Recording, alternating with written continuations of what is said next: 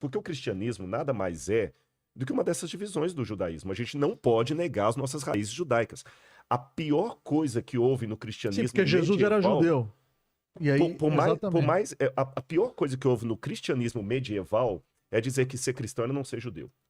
Eu tenho até uma posição comigo, talvez o meu amigo Padre Joãozinho vai discordar, mas tem até uma tese na Gregoriana sobre isso, de Samuel Bacchiocchi, que a troca do Shabat pelo domingo se deu nos primeiros séculos por um antissemitismo.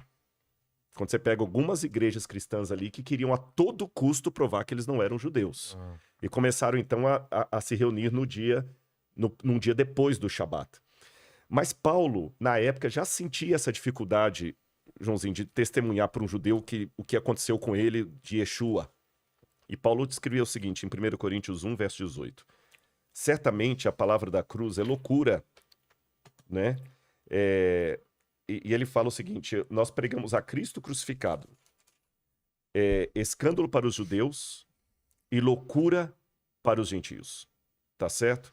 E quando a gente vai para Romanos, vem a principal diferença. Tá falando da linguagem da cruz, né? Exatamente. Eu vou deixar Paulo até minha fala, cruz aqui. A cruz é loucura. Vou colocar a cruz aqui no meio. E não é só pro judaísmo da época, não. Porque na época que Paulo escreveu isso, cruz era uma coisa tão terrível, que tem um texto de Cícero tentando defender um homem chamado Rabirus. E Cícero falou que a palavra crux não deveria ser pronunciada diante dos ouvidos de um romano, porque crux era um xingamento em latim. Então falar que o Messias morreu crucificado é uma coisa tão...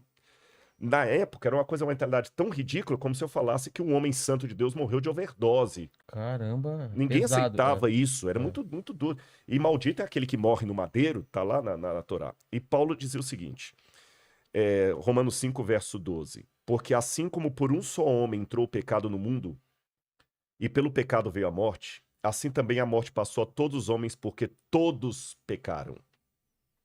E Paulo continua dizendo em Romanos, porque todos pecaram e destituídos estão da glória de Deus. Então a diferença aqui é o seguinte, na visão de Paulo, a salvação não é meritória.